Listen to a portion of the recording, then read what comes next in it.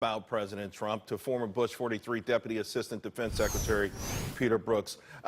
There's some, Peter, let's be frank, there's some people on the right in the Republican Party who are speaking out against Trump, but they have been from day one. A lot of them were considered never-Trumpers, and there's some like a Bob Corker. He put out a statement, "The dam is finally breaking, thankfully. As the president taxes Americans with tariffs, he pushes away our allies and further strengthens Putin. It is time for Congress to step up and take back our authority. We have legislation to do that. Let's vote." So there is pushback, but critics would like to see more. Well, I mean, that's their choice. I mean, certainly people that can, on both sides, can speak out about this. But once again, we have to unpack this, Charles, and look at the summit for what it was. I mean, you and I have talked about this. I mean, I think it's critically important that we look at the big picture. This was the first step on a long journey, a long diplomatic journey that may lead to better relations. It may not as well. And I think we shouldn't just focus on the few minutes of the question and answer period of a summit when we had a one-on-one between President Putin and President Trump. We also had a working lunch which had Secretary Pompeo, Chief of Staff Kelly, the Senior Director for the NSC, and their counterparts on the Russian side.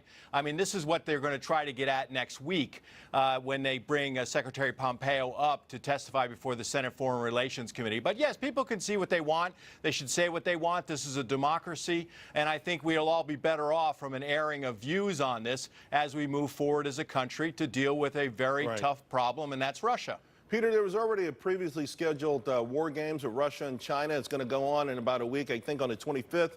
It's going to obviously get a lot more attention than normal. When will be the opportunity for President Trump and his administration to do or take actions that will sort of quell the notion that he's not tough on Russia? Well, I mean, look at the policy. I mean, your previous guest talked about this. I mean, there has been tough policy. I mean, it was much tougher than Obama on Russia. So I expect that Mike Pompeo, Secretary Pompeo, is going to come up and say there's no change to policy, or at least currently. I mean, that's what it looks like. The president came out of that summit and said there's no change to policy, and it's a very tough policy. And you mentioned some of the other things as well. So, yeah, I mean, look, there's going to be a lot of this is going to be looked at very closely, and it should be. Congress has a role in doing oversight on a bipartisan basis to look at the policies of any executive branch, whether it's Democratic or Republican. Right. And there's going to be a lot of discussion about this as we move forward. And Russia is a very tough problem, like North Korea. And there's going to be a lot of heavy lifting to make any progress other than the diplomatic opening that President Trump has presented so far. Peter Brookes, thank you very much. Always appreciate it. Thank you.